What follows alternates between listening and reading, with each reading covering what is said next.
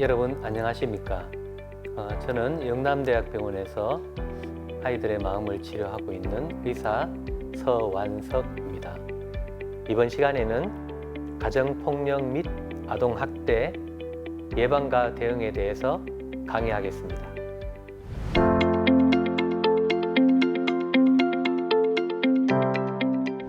용어가 굉장히 좀 강해서 들으시는데 불편할 것 같습니다. 그렇지만 우리가 아이를 양육하는 데 있어서 주의해야 될 상황이라는 측면에서 제가 이 내용에 대해서 몇 가지를 말씀드리겠습니다. 먼저 우리가 아동학대라는 말을 최근에 많이 쓰는데 이 기본적인 개념에 대해서 간단하게 살펴보도록 하겠습니다. 우리가 아동학대라고 하면 이 아동이 과연 몇 살까지를 의미하는지 이런 부분도 좀 헷갈릴 수가 있습니다. 18세 미만을 아동이라고 이야기를 합니다. 그리고 가해자는 성인이나 보호자가 가해자가 되는 것이죠. 이외에도 보호자 이외에도 성인이라 함은 선생님이나 또는 선생님과 비슷한 위치에 있는 분들까지 포함되게 됩니다. 그리고 이런 분들이 어떤 행위를 하느냐, 학대라고 하는 것은 우리가 일반적으로 해서는 안 되는 행동을 하는 것입니다. 신체적으로나 정서적으로나 감정적으로나 언어적으로 성적으로 해서는 안 되는 행동을 하는 것을 우리가 학대라고 하고, 또는 제공해줘야 될 부분을 하지 않는 부분을 방임이라고 이야기를 합니다. 물질적으로나 정서적으로나, 예를 들면 정서적으로 반응하지 않는 것을 방임이라고 하기도 하죠. 그리고 마땅히 치료해줘야 될 부분을 치료하지 않는 것. 얼마 전에 이런 부분에 대한 큰 사건이 있었죠. 예방접종을 해주지 않는 부분을 강조를 한다든지, 또는 화상을 입은 아이를 제대로 치료하지 말 것을 강조하는 분이 학대 혐의로 형을 선고받은 적이 있었습니다. 그런 부분들이 학대나 방임에 해당된다고 할 수 있습니다. 그리고 이 결과로 아동의 건강이나 복지에 부정적인 결과를 초래할 때 우리는 법적으로 아동학대라고 이야기를 합니다. 학대 종류에 대해서 간단하게 살펴보겠습니다. 앞서 말씀드린 법적인 내용에 이미 다 포함이 되어 있는데 조금 더 세분하게 체계적으로 살펴보도록 하겠습니다. 학대는 신체학대, 정서학대, 성학대가 있습니다. 그 이외에 방임으로 분류가 됩니다. 그래서 우리가 신체학대라고 하면 쉽게 이해할 수 있을 겁니다. 그러면 우리나라에 얼마나 많은 사람들이 학대를 당하고 있느냐를 살펴보겠습니다. 최근의 통계를 살펴보시면 통계에서 보듯이 2014년, 15년보다는 2016년, 17년 이후 급증한 것을 볼 수 있습니다. 연 보고 건수가 19,000건에서 지금 현재는 36,000건으로 급증했는 상황입니다. 왜 이렇게 급증했을까요? 우리 사회가 학대가 많아졌을까요? 일반적으로 신고 건수가 많아진 것은 그 사례가 많아진 것이라기보다는 신고 자체가 많아졌다는 것은 인식이 높아졌다는 의미를 볼 수 있습니다. 우리가 아마 지속적인 교육을 통해서 학대에 대한 인식이, 국민적인 인식이 높아졌던 것이 사례가 증가했던 부분하고 관련이 있는 것 같습니다. 대표적으로 학대 의심 사례를 가장 많이 신고하는 직업군이 학교 선생님입니다. 학교 선생님이 학교에서 멍든 아이들에 대해서 신고하는 사례가 많아졌기 때문이 아닌가 생각합니다.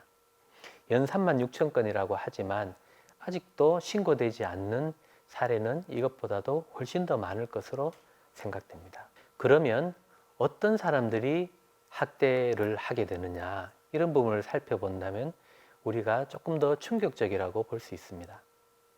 학대는 멀리 있는 사람이 하는 것이 아닙니다.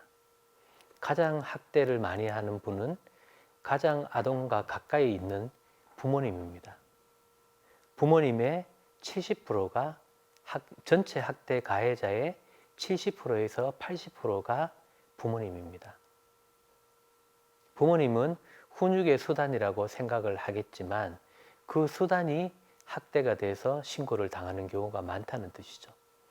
그리고 교사들, 이 교사들이라고 하면 초중 고등학교뿐만 아니라 유치원이나 어린이집 교사까지 포함이 됩니다.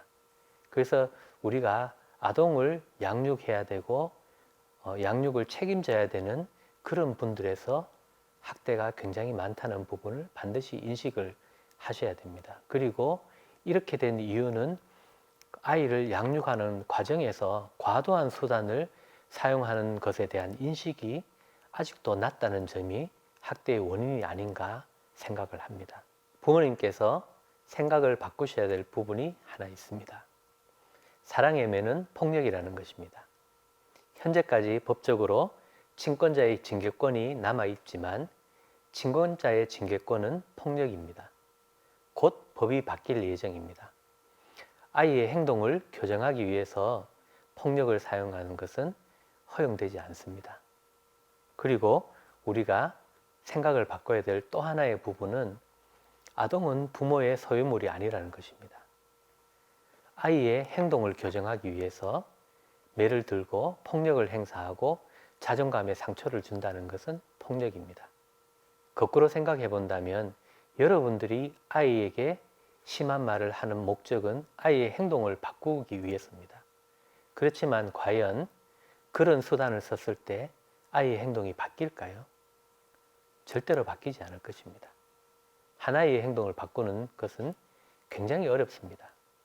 그렇지만 그 행동을 바꾸기 위해서 여러분들이 쓰는 폭력, 폭언은 아이의 행동을 바꾸는데 더 어렵게 만들 것입니다. 예를 살펴보겠습니다. 간단하게 그림으로 살펴보도록 하겠습니다. 이런 장면은 흔히 볼 수 있을 것입니다. 아버지가 아이에게 이야기를 합니다. 너 그렇게 하면 어떻게 하니? 라고 이야기를 했을 때 아이들은 과연 어떻게 받아들일까요? 물론 극적인 예일 것입니다. 아이는 아빠는 왜 나한테만 화를 내? 이렇게 받아들이는 경우가 흔히 있죠. 왜 이렇게 받아들일까요? 이 부분에 대해서 분석을 해서 살펴보도록 하겠습니다. 우리가 사람들과 대화에서는 상호 주관성이라는 부분을 생각을 해야 됩니다. 아빠가 아이에게 이야기를 할 때는 간단한 대화지만 어떤 요소들이 있는가를 생각해 볼 부분이 있습니다. 아버지는 아이에게 대화의 내용을 이야기를 하고 대화의 의도를 갖고 접근을 하게 됩니다. 그렇지만 그 대화에는 그것 이외에도 많은 부분들이 들어가 있습니다. 말투가 들어가 있을 거고 얼굴 표정이 들어가 있을 거고 그 다음에 평소에 아이와 아빠와의 관계가 들어가 있을 겁니다. 그리고 아버지의 그 당시의 감정 상태, 화가 나 있을지 차분한 상태에서 이야기를 했는지 이런 부분들이 함께 포함이 돼서 아이에게 전달이 될 겁니다.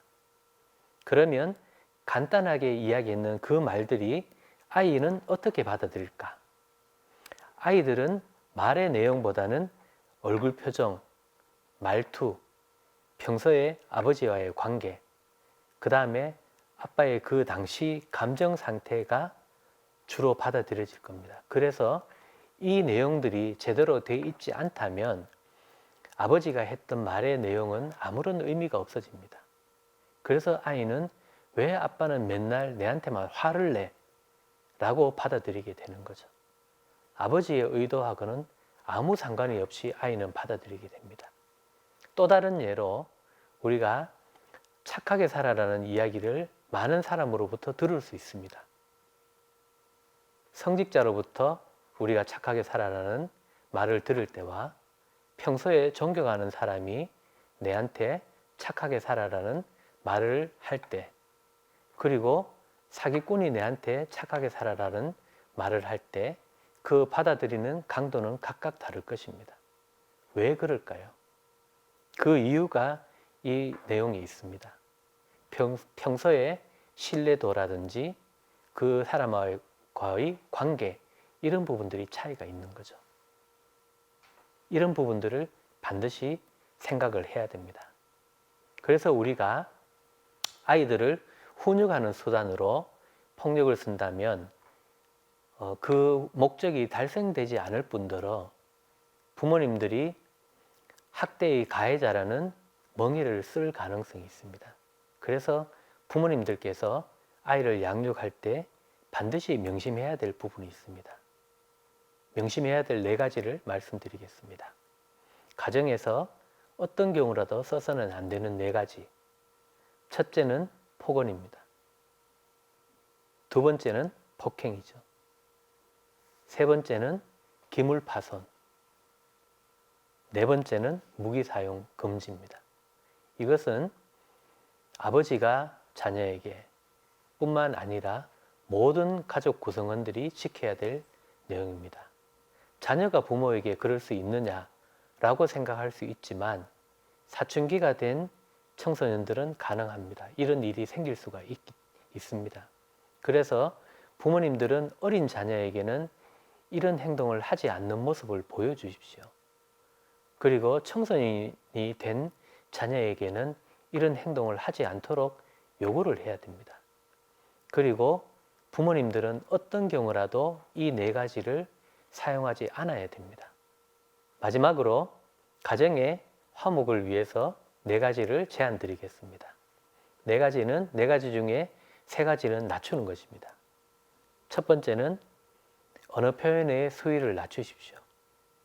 목소리를 낮추시고 말 표현의 강도를 낮추십시오. 화가 났을 때는 더 낮추셔야 됩니다. 화가 났을 때 목소리가 높아지고 언어 표현의 수위가 높아진다면 분명한 것은 효과가 없다는 것입니다. 그리고 도움이 되지 않습니다. 두 번째로는 감정 표현의 수위를 낮추십시오.